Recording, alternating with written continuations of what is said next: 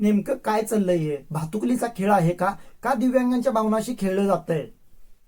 कोणाला तरी आनंद होतोय दिव्यांगांच्या ह्या गोष्टी होत आहेत म्हणून, दिव्यांगांच्या बाबतीत त्या गोष्टी होत आहेत म्हणून. कोणी त्याच विषयावरती पोळी भाजून घेते आपली, तर कोण आनंद साजरा करतंय, तर कोण काय करतंय. नेमकं तरी चाललंय तरी काय? नमस्कार दिव्यांग मित्र मैत्रिणींनो, दिव्यांगांचा आवाज बोलानुभवाचं या चॅनलमध्ये मी ओमकेश आपल्या सर्वांचं सहर्ष स्वागत करतो. तर एप्रिल महिन्यामध्ये दोन गोष्टी घडल्या. पहिली गोष्ट घडली, आपली एप्रिल महिन्याची पेन्शन 29 तारखेला आली, बरोबर आहे. आणि दुसरी गोष्ट घडली, दिव्यांग सक्षमीकरण विभागाकडून आपली पेन्शन काढून ती परत लगेच समाज कल्याणकडे देण्यात आली. मला सांगा, दिव्यांग सक्षमीकरण विभागाकडे देऊन 1 महिना तरी झाला होता का हो? किंवा 1 महिना तरी झाला आहे का? तर तो का देण्यात आला समाज कल्याणकडे? की डाटा सगळा तिकडे आला नाही म्हणून, दिव्यांग सक्षमीकरण विभागाकडे आला नाही म्हणून.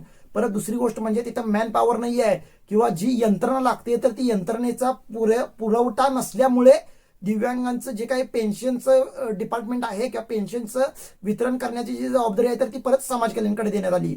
तर याच्यामुळे काही दिव्यांगांचा यामध्ये काही संबंध नाही आहे सोडा, पण काही सोशल मीडिया इन्फ्लुएन्सर असतील किंवा काही बाकीच्या घटकांनी याच्यावरती आपली पोळी भाजून घेण्याचा प्रयत्न केला की खूप छान झालं, खूप हे झालं, खूप ते झालं, अशा गोष्टी पसरवल्या गेल्या.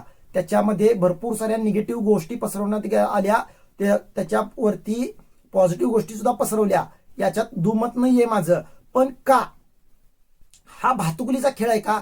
एकदा तुझ्यावर डाव, एकदा माझ्यावर डाव, एकदा तुझ्यावर राज्य, एकदा माझ्यावर राज्य. हे का होतंय? असं का घडतंय?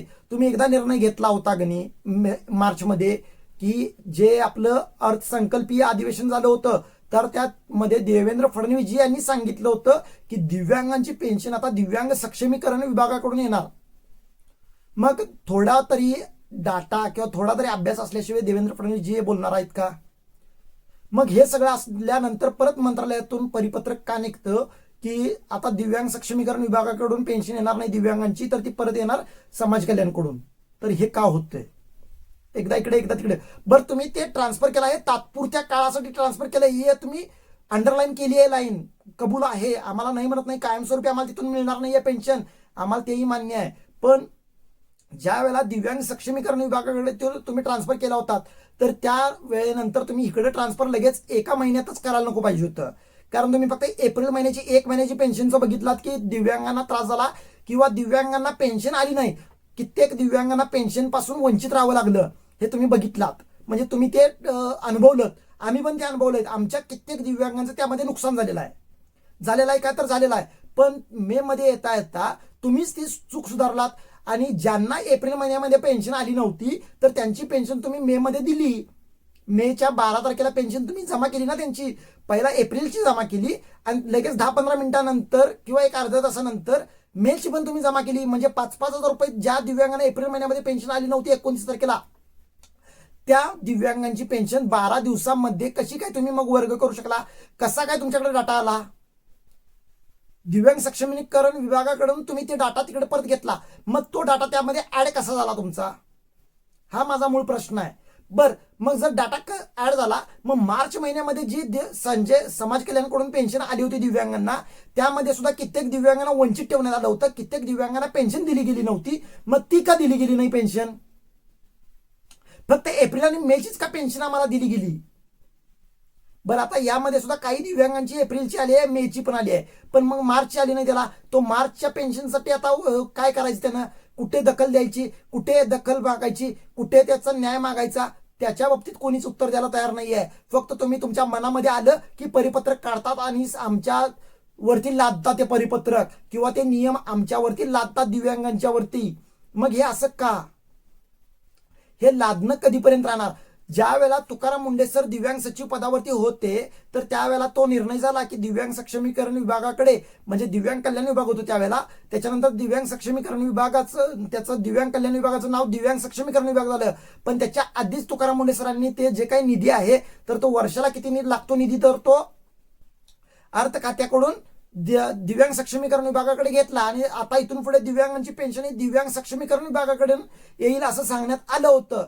आलं होतं की नाही होतं, आणि त्याच्यानुसार तुम्ही परिपत्रक सुद्धा काढले, GR सुद्धा काढले, मग नंतर ते तिकडे ट्रान्सफर केला. बरं, जरी ट्रान्सफर केला तुम्ही, आता मला तुम्ही सांगा का ट्रान्सफर केलं, तर दिव्यांग सक्षमीकरण विभागाकडून ज्या वेळेला 29 तारखेला पेन्शन आली, एप्रिल महिन्यामध्ये 29 तारखेनंतर पेन्शन यायला चालू झाली, तर त्याला कित्येक दिव्यांगांना पेन्शन पासून वंचित राहावं लागलं, किंवा कित्येक दिव्यांगांच्या खात्यावरती पेन्शन आली नाही. मग हे नुकसान नको म्हणून तुम्ही परत समाज कल्याणकडे ती पेन्शन वर्ग केली, किंवा ती पेन्शन देण्याची जबाबदारी तुम्ही त्यांच्याकडे दिली. मग आता मला सांगा, समाज कल्याणकडे देऊन तरी तो प्रॉब्लेम सुटलाय का, तो प्रॉब्लेम सॉल्व्ह झालाय का, तो प्रॉब्लेमचं शंका निरसन किंवा त्या प्रॉब्लेम मधून सुटका झाली आहे का?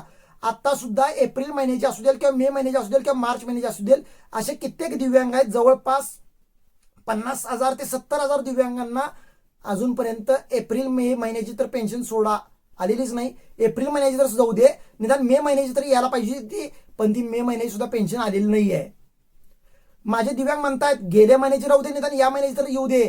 पण गेल्या महिन्यात ज्यावेळेला 29 तारखेला पेन्शन त्यांना आली नाही, तर त्याला ते म्हणत होते की दादा मला या महिन्याची पेन्शन आली नाही, निदान पुढच्या महिन्याची तर पेन्शन येईल का, त्याच्या पुढे ते पेन्शन तर बंद होणार नाही का? आणि त्यांच्या मनामध्ये शंका उपस्थित होणं किंवा शंका येणं हे रास्तच आहे ना, कारण त्याला तुम्ही सिद्ध करून दाखवताय की एप्रिल महिन्याची आली नाही, आता मे महिन्याची पण आलेली नाही आहे. असे कित्येक दिव्यांगांना झालेलं आहे. म्हणजे तुम्ही भातुकलीच्या खेळासारखं इकडे एकदा तिकडे एकदा तिकडे एकदा इकडे एकदा करताय, ह्या जागेवर एकदा त्या जागेवर येत आहे, ते करून सुद्धा तुमचं काय त्यातून प्रॉब्लेम सॉल्व्ह झालाय का? तर नाही, सपशेल नाही. आणि माझ्या मते दिव्यांग सक्षमीकरण विभागाकडून समाज कल्याणकडे जे ट्रान्सफर केलं तुम्ही परत पेन्शन, तर ते निर्णय खरंच साफ चुकीचा होता. आता बघा, आता पण आम्हाला प्रॉब्लेम झालेलाच आहे. मे महिन्यामध्ये पण आम्हाला प्रॉब्लेम झालेलाच आहे ना. म्हणजे एप्रिल महिन्यामध्ये जो प्रॉब्लेम झाला होता, तर तसाच प्रॉब्लेम आम्हाला मे महिन्यामध्ये पण झाला आहे. अजून 1-2 महिने झाला असता, पण तिथून तरी सुरळीत झालं असतं ना ते. मग ते आता परत बघा तुम्ही, आता काही कालावधीसाठी तुम्ही दिव्यांग सक्षमीकरण विभागाकडून समाज कल्याणकडे घेतलंय पेन्शन ती, मग तीच पेन्शन तुम्ही परत ट्रान्सफर करताना दिव्यांग सक्षमीकरण विभागाकडे ज्याला ट्रान्सफर कराल, तर त्याला सुद्धा परत आणि असाच प्रॉब्लेम येणार. म्हणजे आता हे प्रॉब्लेम सॉल्व्ह करायला तुम्हाला 2-4 महिने लागणार, आणि परत ते तिकडे ट्रान्सफर केल्यानंतर आणि 2-4 महिने लागणार. म्हणजे वर्षभर नुसतं आपण इकडून तिकडे तिकडून इकडे आम्ही हेच करत बसायचं आहे का? कारण बघा, आता तुम्ही ज्यावेळेला सक्षमीकरण विभागाकडे आली त्याला 1च महिन्यात निम्या दिव्यांगांना पेन्शन आली नव्हती, आणि आता 75% आली, 25% आली नव्हती. असं झालं असतं 2 ते 3 महिन्यामध्ये 100% प्रॉब्लेम सॉल्व्ह झाला असता. पण ते प्रॉब्लेम सॉल्व्ह होण्याआधीच तुम्ही काय केलं, परत प्रॉब्लेम वाढवून ठेवला तो. तर अतुल सावेजींनी या निर्णयाला पाठिंबा द्यायला नको होता खरं तर, कारण ही निर्णय खरंच साफ चुकीचा आहे. आणि माझ्या मते म्हणाल तर 1-2 महिने आम्हाला अडचण आली असती, पण तिथून पुढे प्रॉब्लेम सॉल्व्ह झाला असता. पण आता कसं होणार, आता हे प्रॉब्लेम सॉल्व्ह व्हायला आणि 2-3 महिने लागणार त्या समाज कल्याणकडे. मग तिथं सॉल्व्ह झाला की परत आणि दिव्यांग सक्षमीकरण विभागाकडे ती पेन्शन ट्रान्सफर केली जाणार, आणि त्यांच्याकडे झाली ट्रान्सफर की परत आणि 2-3 महिने जाणार. म्हणजे ह्यातच आम्हाला वर्ष घालवणार आहे, हे आम्हाला समजलेलं आहे. तरी असं नका करू, दिव्यांगांच्या माती किंवा दिव्यांगांच्या भावनांसोबत असं खेळू नका. कारण दिव्यांगांना पेन्शनची गरज आहे, दिव्यांग पेन्शनच्या जीवावर आहे. एखाद्या दिव्यांगाला जाऊन विचारा तुम्ही, ते 2,500 रुपये आल्यानंतर त्याची किती अडचणी सोडवल्या जातात, किती अडचणी त्याच्या सुटतात, किंवा किती प्रॉब्लेम्स त्याच्या सुटतात, किती डोक्यावरचं टेन्शन त्याच्या खांद्यावर येतं, हे तुम्ही त्याला विचारा एकदा. तर ज्यांनी पोळ्या बाजून घेतल्या की दिव्यांग सक्षमीकरण विभागाकडून ती पेन्शन काढून परत दिव्यांग समाज कल्याणकडे देण्यात आली किंवा संजय गांधी ऑफिसला देण्यात आली, तर त्यांना जे आनंद झालेला आहे, तर ते खरे दिव्यांग नसतील, किंवा त्यांना काय माहिती पाठीमागचं हे जे काही गोष्टी आहेत, तर ते काय मी जे सांगितलंय तुम्हाला मुद्दा तरी पटलाय का? तुमचं काय मत आहे? दिव्यांग सक्षमीकरण विभागाकडेच पेन्शन आपली राहायला पाहिजे होती की आता समाज कल्याणकडे आले ती योग्य आहे? हे तुम्ही कमेंटमध्ये नक्की व्यक्त व्हा, अशी आशा ठेवतो आणि थांबतो. जय महाराष्ट्र, जय दिव्यांग.